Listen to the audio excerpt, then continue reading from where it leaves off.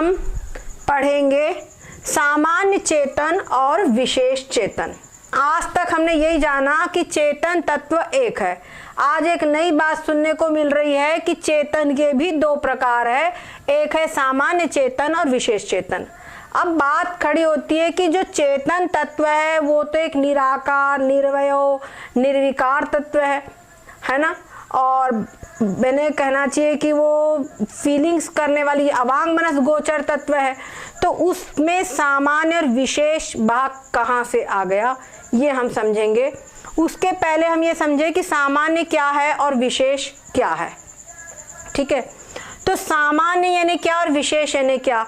तो सामान्य यानी वो चीज जो सब कहीं बड़े आसानी से उपलब्ध होती है और हर समय उपलब्ध होती है, उसको हम सामान्य कहते हैं, यानी कि कॉमन। इन जनरल हमारे यहाँ पे एक शब्द है कॉमन, है ना, उसको हम कॉमन कहते हैं। पर एक चीज ऐसी है जो हम सामान्य यहाँ पर कहते हैं, तो सामान्य चेतन और विशेष चेतन योगी सामान्य। पर कुछ चीजें ऐसी होती है जो कभी मिलती है कभी नहीं मिलती, कहीं मिलती है कहीं नहीं मिलती, मतलब कहना चाहिए बहुत थोड़े जगह पे कहीं कहीं मिलती है, उसी चीज को हम विशेष कहते हैं। तो जो चेतन ब्रह्म है उसके अंदर में, अब हमने आपको हवा का उदाहरण और अग्नि का उदाहरण दे दिया था।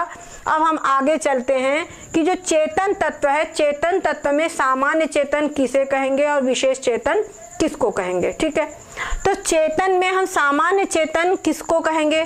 जो चेतन सब कहीं भरपूर है, जो ब्रह्मांड के भीतर बाहर सब कहीं, जहां तक हमारी कल्पना की दौड़ जा सकती है वहां पर सामान्य चेतन है, को हम कहेंगे सामान्य चेतन। जहां सब कहीं चेतन तत्व, ब्रह्म तत्व, परमात्मा तत्व, भगवत तत्व विद्यमान है, उसको हम कहेंगे सामान्य चेतन।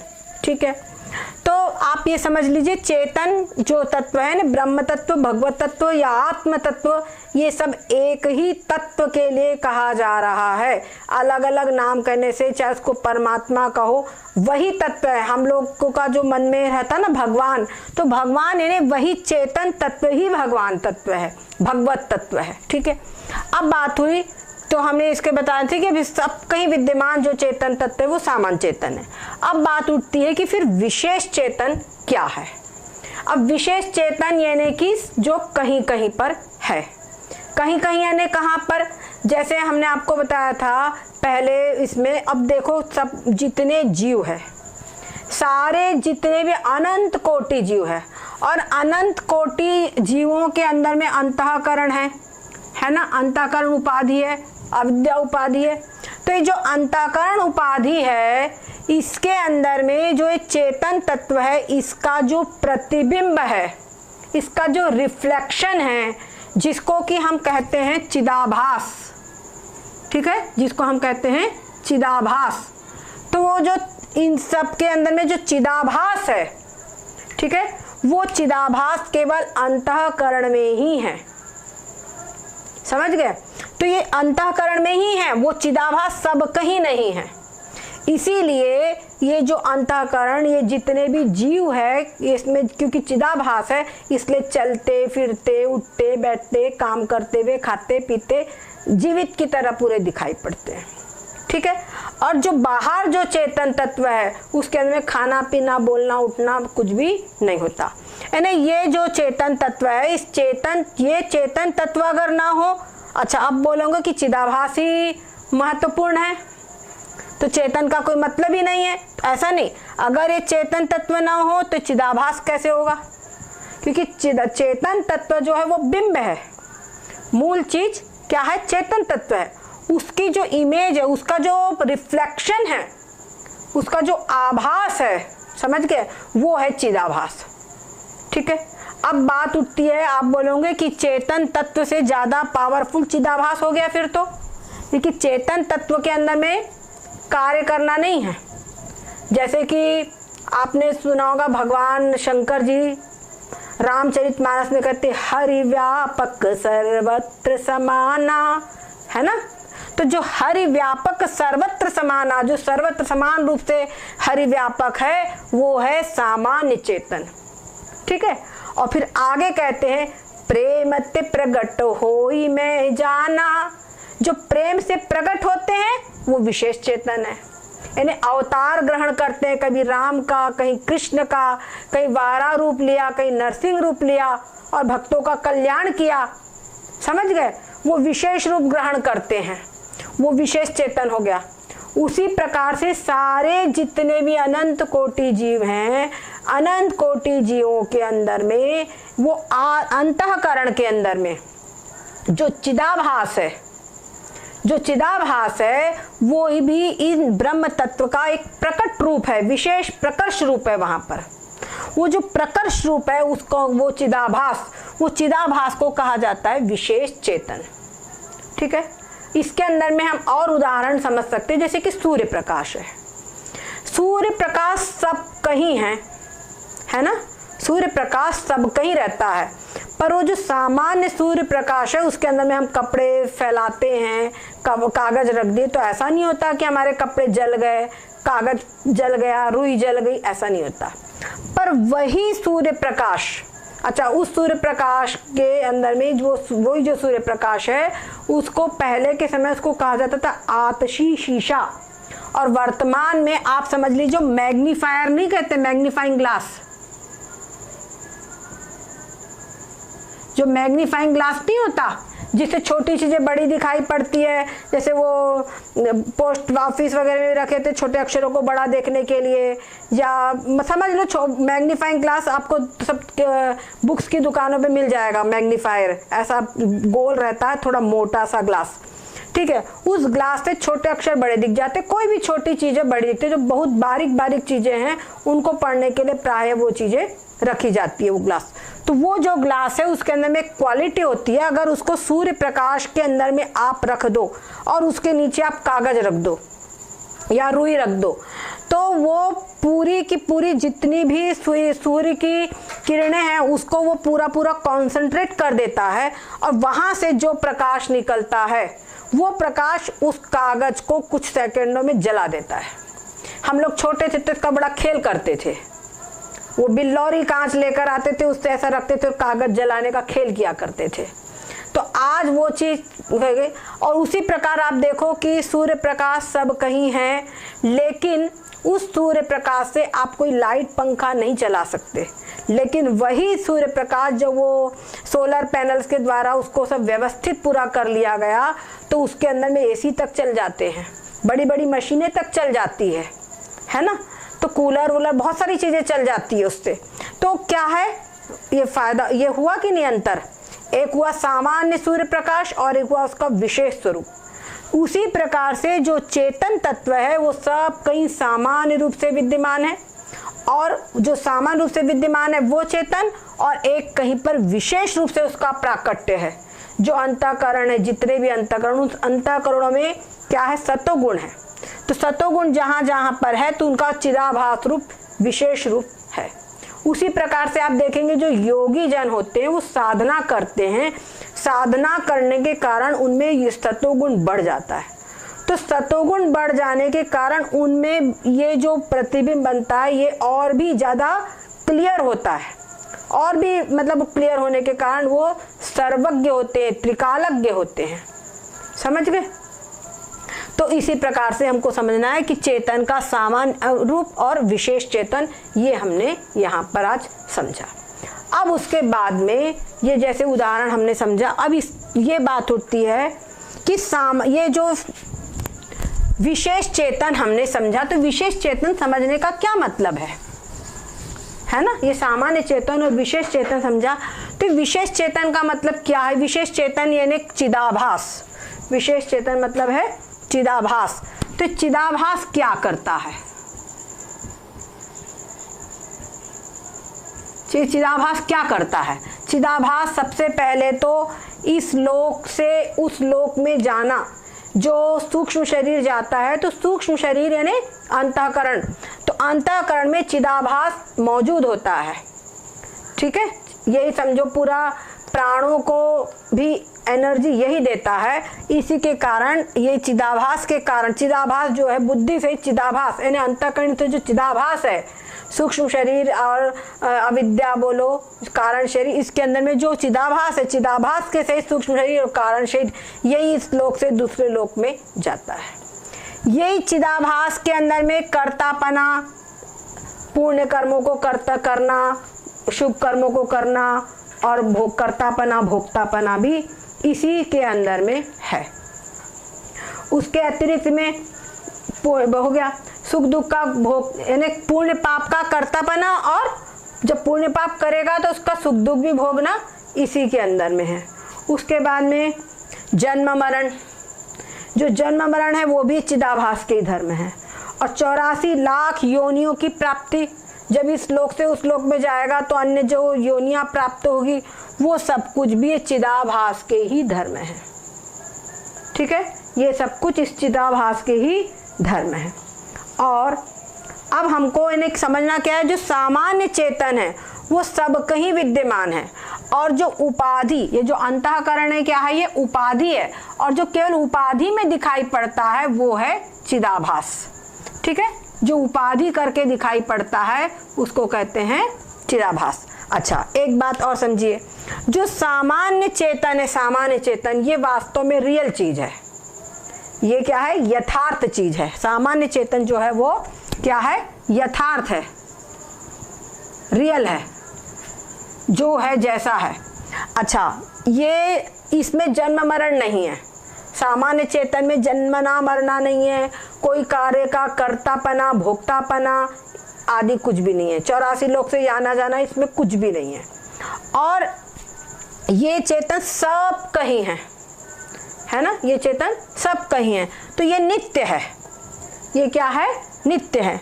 और जो विशेष चेतन है, विशेष चेतन जब जहां जहां उपाधि है वहीं वहीं है, जहां जहां उपाधि है वहीं वहीं है। तो उपाधि क्या कहीं है, कहीं नहीं है, तो उपाधि जहां कहीं है वहां है, जहां नहीं है वहां नहीं है। तो ये क्या है, जो विशेष चेतन है ये क्या है, अनित्य है, अयथार्थ है, ये अनित्य है और अयथार्थ है। ठीक है, विशेष चेतन अनित्य है और अयथार्थ है। इसमें ये क्या है, मतलब ये समझो जब उपाधि का नाश होगा तो इसका भी नाश हो जाएगा। ठीक है, जब उपाधि का नाश होगा तो इस विशेष चेतन का भी नाश हो जाता है, और इसी में जन्मना मरना आदि सब कुछ है। तो हम अनित्य या मिथ्या भी कह सकते हैं। ठीक है, और ये यथार्थ है, नित्य है, इतनी बात हमको समझ में आ गई। अब बात उठती है कि जो हमको विशेष चेतन बताया गया इससे हमको क्या समझना, क्या मतलब किससे बताएगा, क्या निश्चय करना। तो यहाँ पर ये बताया कि जो विशेष चेतन बताया गया है ये विशेष चेतन यानी कि चिदाभास, विशेष चेतन यानी कि चिदाभास, चिदाभास और चिदाभास के धर्म। चिदाभास के धर्म क्या है, कर्तापना भोक्तापना, इस लोक में से दूसरे लोक में जाना, ठीक है ना, जन्मना मरना, 84 लाख योनि में गमन आगमन, और जितने भी सब धर्म हैं ये सारे धर्म जो है चिदाभास के हैं। तो चिदाभास और इसके धर्म, ये मैं नहीं हूँ, मैं आत्मा नहीं हूँ। मैं आत्मा, जैसे हम दर्पण में अपना प्रतिबिंब देखते हैं तो दर्पण वाला प्रतिबिंब को हम कहते क्या कि ये मैं हूँ, है ना, नहीं कहते ना। उसी प्रकार से जो चिदाभास है ये चेतन आत्मा का, मुझ चेतन आत्मा का, और मैं कौन चेतन आत्मा हूँ, जो सर्वत्र व्यापक चेतन आत्मा, जो अधिष्ठान है वो अधिष्ठान चेतन मैं हूँ, जो कि सामान्य चेतन है, वो सामान्य चेतन मेरा स्वरूप है। ये बात पक्का समझ लो कि मेरा स्वरूप, वास्तविक जो स्वरूप है वो विशेष चेतन मेरा स्वरूप नहीं है। मेरा स्वरूप यानी जो मैं हूँ, मैं ये सामान्य चेतन हूँ। जब हम कहते हैं कि अहम साक्षी, अहम ब्रह्मास्मि, अहम कूटस्थ, अहम आत्मा, तो वो हम सब सामान्य चेतन के लिए कहते हैं, ये विशेष चेतन के लिए नहीं कहते। ये बात समझ लो, ठीक है। तो ये जो चेतन है ये चिदाभास है, चिदाभास और चिदाभास के धर्म मैं नहीं हूँ, और ये सब मुझ में नहीं है, ये सब मुझ में कल्पित है। मुझ चेतन आत्मा में ये उपाधियां कल्पित है, समझ गए कि नहीं? मुझे अचेतन आत्मनि उपाधियां कल्पित है, तो ये सब चिदाभास भी मेरे में कल्पित है। ये जीव पूरा पूरा समझ लो मेरे में कल्पित है। अनंत कोटि जितने भी जीव है सब मुझ आत्मा में कल्पित है। ठीक है, इतनी बात हमने समझ ली। अब ये जो सामान्य चेतन है, सामान्य चेतन ये आकाश की तरह सब कहीं व्याप्त है। नंबर 1 पॉइंट ये हुआ। ठीक है, व्याप्त। सबसे पहले तो सर्वत्र व्याप्त है ये सामान्य चेतन। ठीक है, नंबर 2 पॉइंट, जितने भी नाम रूप है, जितने भी जीव है, जो भी है विशेष चेतन है, सब कुछ है, सबका अधिष्ठान है ये, सर्वाधिष्ठान है, सर्व का अधिष्ठान है। ठीक है, सारे नाम रूप जितने भी कुछ भी है सबका अधिष्ठान है। नंबर 3 जो ये है सामान्य चेतन, जैसे हमने आत्मा का लक्षण पढ़ा था ना, सत्य चित आनंद, याद है? आत्मा का लक्षण हमने पढ़ा, आत्मा का शुरू लक्षण क्या है? आत्मा का विशेषण सतचित आनंद।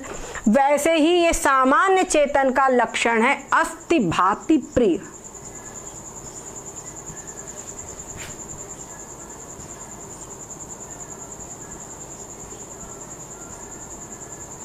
ठीक है, इसके ये अस्ति भाति प्रिय रूप से आकाश की तरह सब कहीं व्याप्त है। ठीक है, और साथ साथ में ये सामान्य चेतन जो है ये निर्विकार है।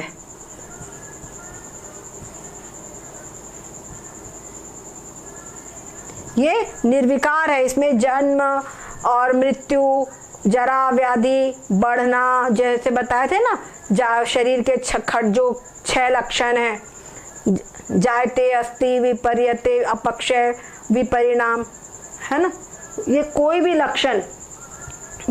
लक्षण जो है, जितने भी बताए गए हैं, ये सारे लक्षण सामान्य चेतन जो है, सामान्य चेतन में नहीं है, ये सब विशेष चेतन में है।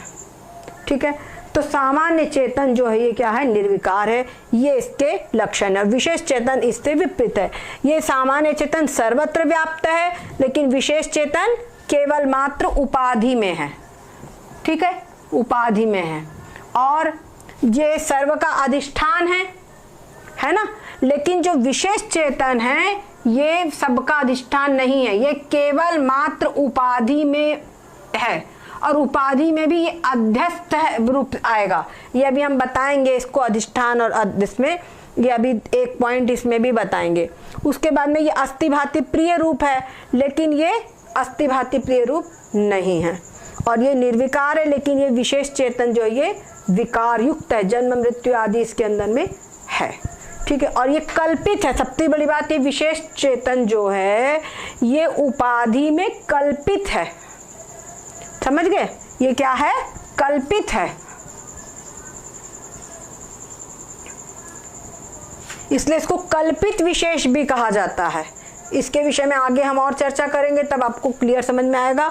अभी इतनी बात समझ लीजिए कि जो सर्वचेतन है ये सामान्य से सर्वत्र व्याप्त है और सर्व का अधिष्ठान है, अस्ति भाति प्रिय रूप है और निर्विकार है, जबकि विशेष चेतन उपाधि में ही केवल मात्र है, सर्वत्र व्याप्त नहीं है, और ये सबका अधिष्ठान भी नहीं है, बल्कि कल्पित आ जाएगा।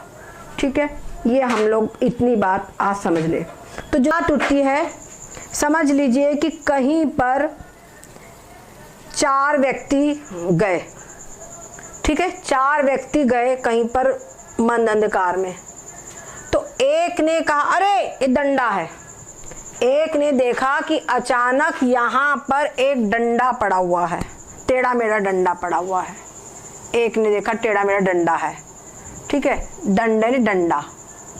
दूसरे ने देखा अरे नहीं सांप है, दूसरे ने क्या देखा? सांप देखा। तीसरे ने कहा कि नहीं भाई ये तो पृथ्वी की रेखा है, पृथ्वी की रेखा है ना, पृथ्वी की दरार। ठीक, तीसरा क्या बोलता है? अरे नहीं भाई पृथ्वी की दरार है। और चौथा बोलता है नहीं भाई पानी की लकीर है, क्या ने? जलधारा। चारों लोग ने 4 चीज देखी। बोले अच्छा चलो पास में जाकर देखते क्या चीज है। पास में गए तो न तो वहां डंडा दिखा, न सांप दिखा, न दरार दिखी, न जलधारा दिखी। वहां पर पड़ी थी एक रस्सी, वहां पड़ी थी एक रस्सी यानी कि रज्जू। तो सब लोग बोले अरे। अब चाहे एक बात ध्यान रखना, चारों ने कहा क्या, यह दंड है, यह सांप है, यह दरार है, यह जलधारा है। ठीक है, ये जो सांप, दरार, जलधारा, ठीक है ना, चारों ने देखा यहाँ पे डंडा है, चारों ने देखा सांप है, चारों में से एक ने देखा दंड है। पर ये जब दंड देखता है तो भी कहता है यह दंड है।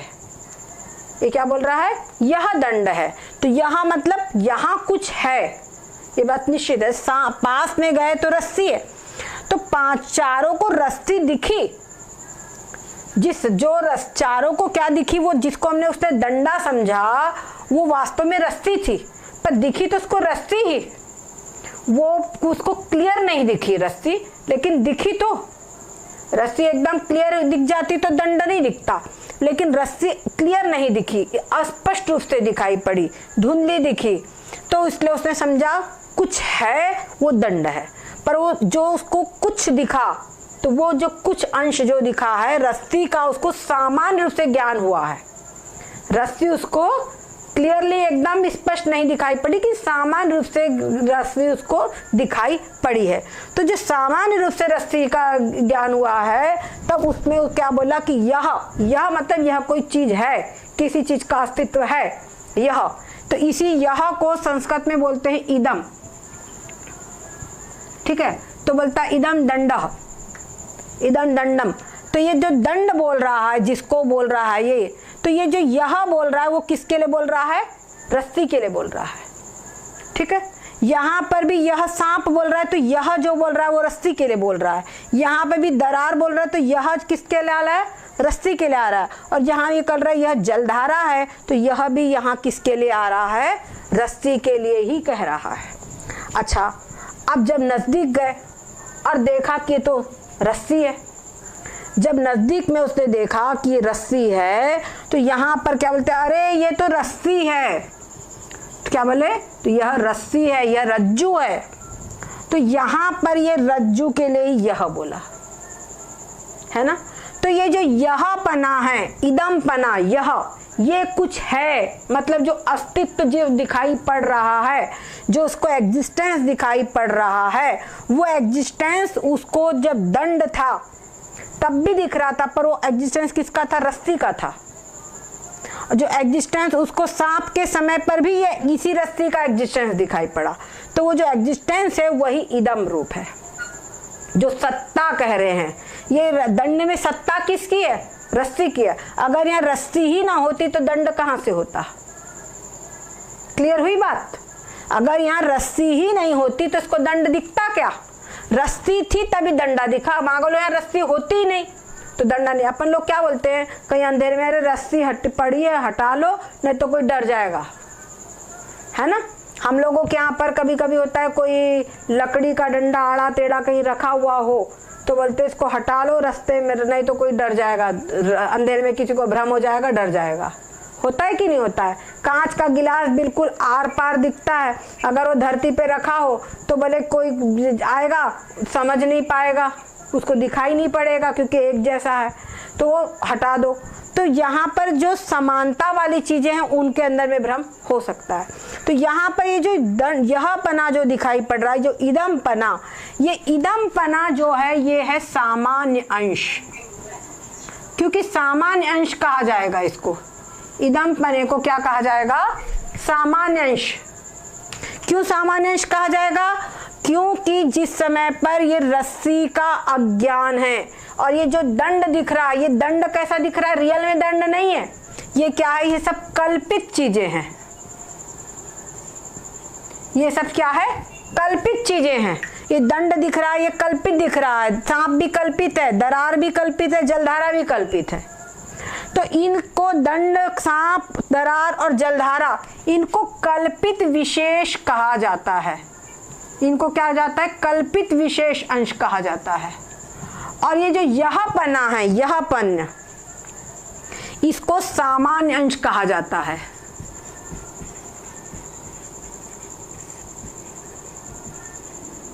ठीक है, ये जो यह पना है, इदम पना, यह पना नहीं इदम पना, इसको सामान्य अंश कहा जाता है। और ये दंड, सांप, दरार, जलधारा, इनको कल्पित विशेष अंश कहा जाता है।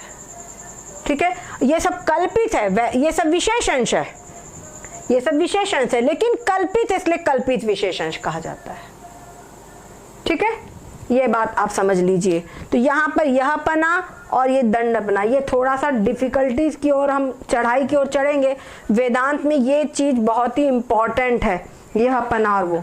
इस प्रकार से जो सर्प आदि जो दिख रहे, दंड, सर्प, दरार आदि, ये सब क्या है, इसमें ये सब सामान्य अंश है, ये विशेष अंश है।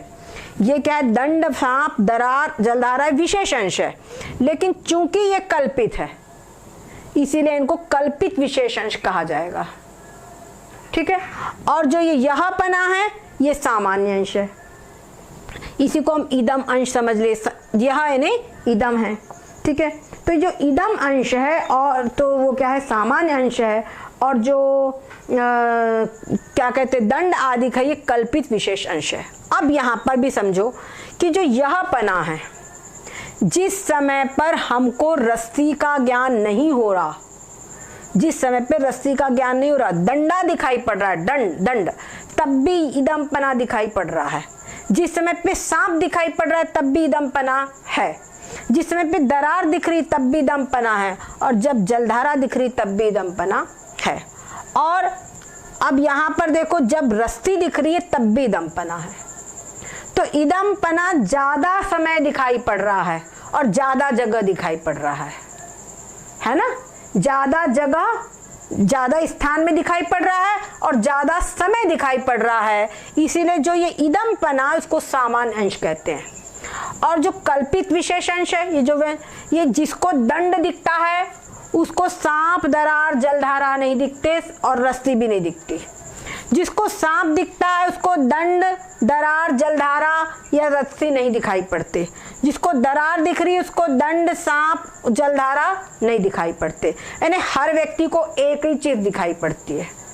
ठीक है, हर एक को एक ही चीज, एक समय में एक ही चीज दिखाई पड़ती है। और जब रस्सी दिखती है तो दंड, सांप, दरार, जलधारा सब गायब, कुछ नहीं दिखाई पड़ता। तो रस्सी जो है, रस्सी क्या है, रस्सी वास्तव में वास्तविक चीज है। रस्सी जो है, ये रस्सी जो यहाँ पे, ये रस्सी विशेष अंश है।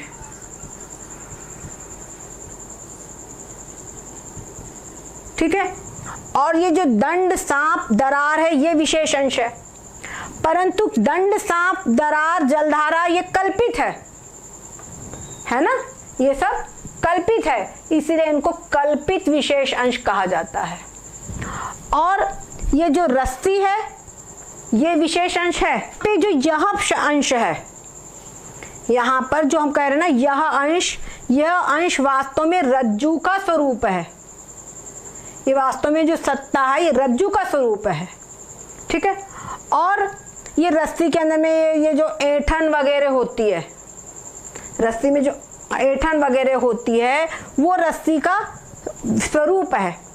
ठीक है, वो रस्सी का विशेष अंश है, उसके कारण ये रस्सी का स्वरूप है, विशेष अंश है।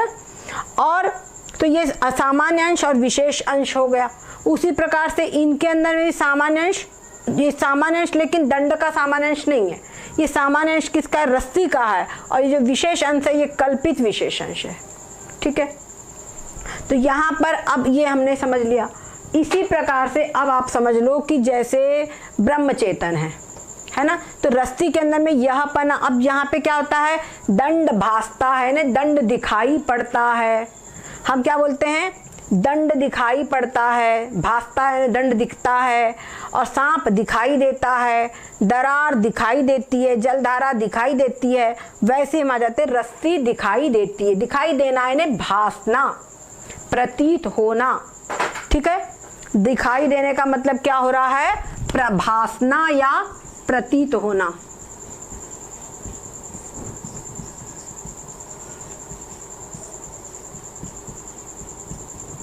ठीक है, इसी के लिए भाति शब्द है, भाति। ठीक है, और ये जो यह पना है, यह पना, इदम पना, ये है सत्ता। ये क्या है? सत्ता, इदम।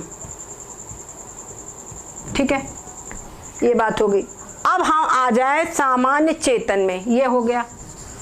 तो सामान्य चेतन जो है, सामान्य चेतन यानी ब्रह्म चेतन, ब्रह्म चेतन के भी 3 स्वरूप है।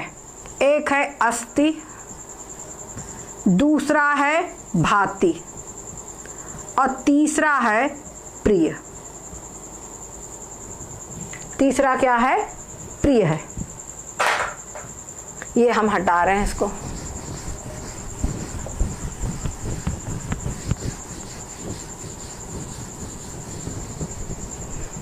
अस्ति यानी है,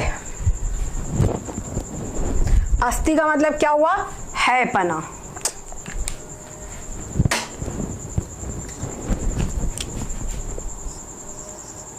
है पना, जो हम कहते हैं ना, यह है। हर चीज में आप देख लीजिए है पना है। डस्टर है, रिमोट है, पेन है, लकड़ी है, हर चीज में है पना है। तो हर चीज में जो है पना है, वो है पना किस लिए है पना क्यों है पना का सबसे बड़ा कारण यही है, वो है पना इसीलिए है क्योंकि वहां पे अधिष्ठान चेतन है। अधिष्ठान चेतन यानी ब्रह्म चेतन है, इसीलिए वो चीज है। ठीक है, तो ये जो यह पना है, यह पना, ये क्या है? अधिष्ठान। यहाँ पर जो हमने यह पना बताए थे ना, यह यानी कि इदम पना, ये इदम पना जो है, ये इसी के आधार पर रस्सी के, ये रस्सी का स्वरूप है और इसी के आधार पे वो जलधारा, डंडा वगैरह सब दिखाई पड़ा था। तो ये जो इदम अंश है, इसी को हम कहते हैं अधिष्ठान। इसी को क्या कहते हैं? अधिष्ठान। ठीक है, ये जब इदम पना क्या है? ये है अधिष्ठान। इसी को ये आधार है, ये मुख्य रूप। और ध्यान रखिए, जो ये इदम पना, ये सब हर जगह दिखाई पड़ रहा है, ये जो है मुख्य रूप से ये आधार है। अच्छा, अब जब हमारे को ये अस्तित्व दिख रहा है, ठीक है, उसी प्रकार से हमको हर चीज में भांति दिखाई पड़ती है, दिखता है, प्रतीति होती है। हर चीज की प्रतीति हो रही है कि नहीं? जो भी चीज हम देख रहे हैं, जिनमें हम है पना है, उनकी प्रतीति हो रही है, वो सब दिखाई पड़ रही है हमको। ये डस्टर हमको दिख रहा है, सारे संसार में नाम रूप जितने भी है सब हमको दिखाई पड़ रहे हैं। तो सब कुछ दिखाई पड़ रहा है ना, सबकी प्रतीति हो रही है। तो जो प्रतीति है उसी को कहा जाता है, वो क्या है? भांति है। हर चीज की जो प्रतीति हो रही है वो भांति है। जैसे वहां सर्प दिखाई देता है, सर्प प्रतीत होता है ना, तो वो भ्रांति हो गया। तो जो भांति है वो दिखाई पड़ता है, पर वास्तव में हमको देखने में लग रहा सर्प है, पर वास्तव में दिख रही रस्सी ही है। अगर हम जाकर वहां पर टॉर्च जलाकर देखते हैं तो हमको क्या दिखती है? रस्सी दिखाई पड़ती है। अगर मान लो हम टॉर्च जलाए बिना भी इसको डंडे से मारने की कोशिश करेंगे, क्योंकि डर लगेगा, ऐसा लगेगा कि ये सांप है, तो उसको हाथ नहीं लगाएंगे। लेकिन डंडे से उसको मारने की कोशिश करेंगे डंडे अंधेरे में, तो किसको लगेगा? वो डंडा हमारा किसको स्पर्श होगा? वो रस्सी को ही स्पर्श होगा ना। समझ में आ रहा है कि नहीं? जब हमको जब हमको दंड दिखाई पड़ता है, हम कहते हैं कि डंडा है, लेकिन दिखती तो रस्सी ही है। हम कहते हैं कि सांप है, लेकिन दिखता तो हमको वो क्या कहते हैं? रस्सी दिखती है। जिसको डंडा दिखाई वो जाकर कह रहे डंडा है, हाथ लगा लेगा। जब हाथ लगाएगा तो उसके हाथ में डंडा आएगा कि रस्सी आएगी? रस्सी आएगी ना। यही बात हमको समझने की, जिस समय पर हमको भ्रम हो रहा है कि हमको रस्सी है, दंड है, जलधारा है, या पानी की वो पृथ्वी की दरार है, जो भी कुछ दिखाई पड़ रहा है, पर उस समय पर भी वास्तव में हमको प्रतीति वो रस्सी की ही होती है, वो वस्तुओं की प्रतीति नहीं है, क्योंकि वस्तु की सत्ता ही नहीं है। उसी प्रकार से सिद्धांत यहाँ पर है कि सब कहीं पर केवल मात्र जो सामान्य चेतन ब्रह्म चेतन है वही व्याप्त है। तो जो ब्रह्म चेतन जो व्याप्त है वो ब्रह्म चेतन कैसे व्याप्त है? अस्थि भांति प्रिय रूप से व्याप्त है। जो हम सच्चिदानंद में सतपना बोलते थे ना, आत्मा में सत चित आनंद, तो जो आत्मा में सत बोलते हैं वो ही यहाँ पर सत ही यहाँ पर अस्थि है।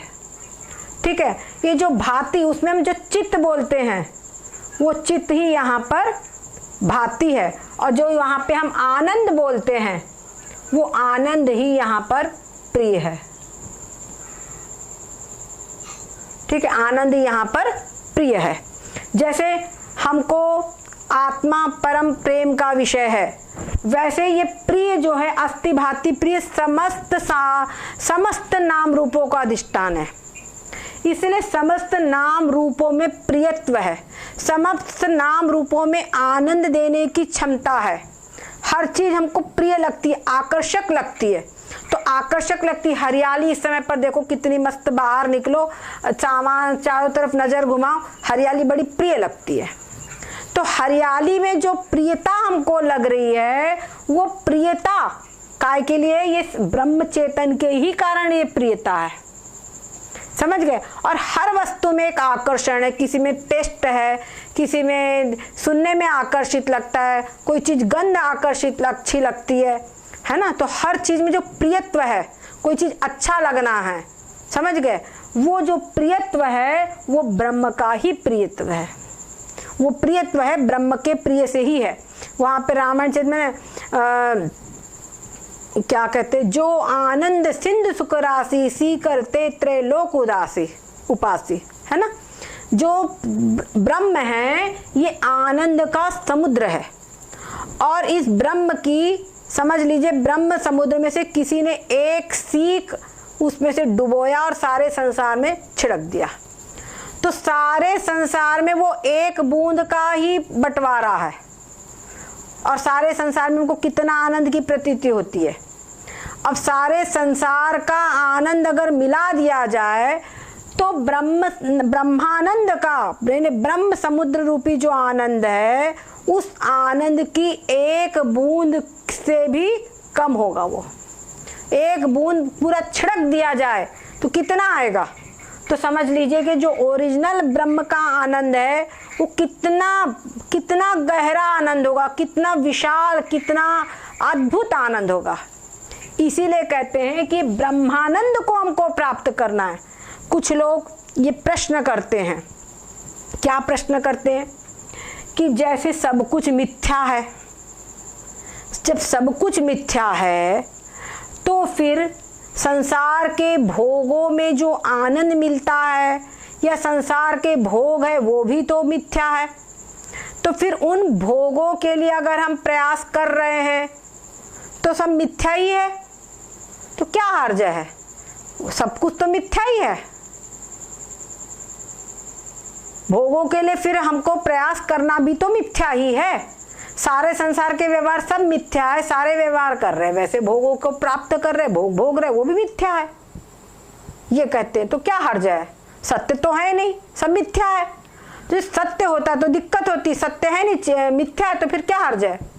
तो उन मूर्खों को हम पूछते हैं कि जैसे हम स्वप्न देखते हैं, तो स्वप्न के अंदर में कोई हम एक स्वप्न देखे कि बढ़िया हम अच्छे रसगुल्ला शहद आदि खा रहे हैं, ठीक है, रसगुल्ला अमृत पान खा रहे हैं, बढ़िया बढ़िया पकवान खा रहे हैं, और एक स्वप्न में देखे कि हम विष्ठा खा रहे हैं। तो क्या है? विष्ठा ही तो है, वो स्वप्न ही तो है, मिथ्या ही तो है। लेकिन हम कौन सा स्वप्न देखना पसंद करेंगे? रसगुल्ला वाला ना। तो वही बात है, जो कहते हैं कि संसार मिथ्या है तो चाहे जो कुछ करो, तो जो कुछ करो नहीं। कहते हैं अगर नाटक भी हम करते हैं, जैसे कोई फिल्मी कलाकार वगैरह होते हैं, तो अगर कोई उनको फिल्म में कोई पार्ट मिलता है तो भी वो सोचते हैं हीरो बने, विलेन का पार्ट करना तो मजबूरी में करते हैं, है ना। हाँ, नाटक में भी अच्छा कहते हैं, लाइफ इज ए प्ले, इसलिए कहते हैं life is a play and play it carefully, ठीक है ना। Life is a play and play it carefully. जैसे नाटक वगैरह करते हैं तो भी उससे भगवान, ऐसे कहते हैं अरुण गोविल को पहले आए थे वो, उन्होंने कहा था मैं राम का रोल करना चाहता हूँ, तो उनको पहले विदुर का रोल मिल रहा था, विदुर के रोल में फिर ये किया गया कि बूढ़े हो जाएंगे तो जमेंगे नहीं, उनको हटा दिया गया। उसके बाद फिर उनको बुलाया राम के रोल के लिए, तो राम का ही रोल वो करना चाहते थे तो मना कर दिया था।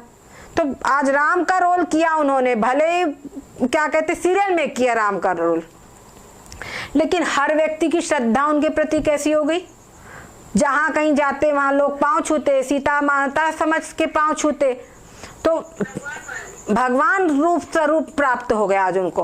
और सही पूछा तो इस समय जो चुनाव में उनकी जीत हुई है, ये उनके अरुण गोविल के राम के पाठ के कारण उनकी विजयी हुई है कि नहीं है। तो मिथ्या का भी बहुत बड़ा महत्व है। हम स्वप्न देखते हैं, अगर स्वप्न में हमको भी डरावने स्वप्न दिखाई पड़े तो भी हम चाहेंगे कि डरावने सपने देख के भी हम कितने डर, अच्छे से समझ रहे कि सपना है, लेकिन कितना डर जाते हैं, बोलेंगे स्वप्न हमको न दिखाई पड़े, मैं इसके लिए क्या करे, कोई तंत्रिक के पास जाए, दीदी कुछ बताओ उपाय, बड़े भयानक सपने दिखते हैं, बस सपने में सांप दिखते हैं, ये दिखता है वो दिखता है, होता है कि नहीं होता। तो सपन भी कोई खराब देखना नहीं चाहता। उसी प्रकार से ये संसार जो है स्वप्न है, यानी एक नाटक है, ड्रामा है, प्ले है, तो किन प्ले इट केयरफुली, ये बात ध्यान में रखनी है। आज हम समझते इतना काफी हो गया, आगे अगली बार। सद्गुरुदेव भगवान की जय हो, सच्चिदानंद भगवान की जय हो, हरि ओम।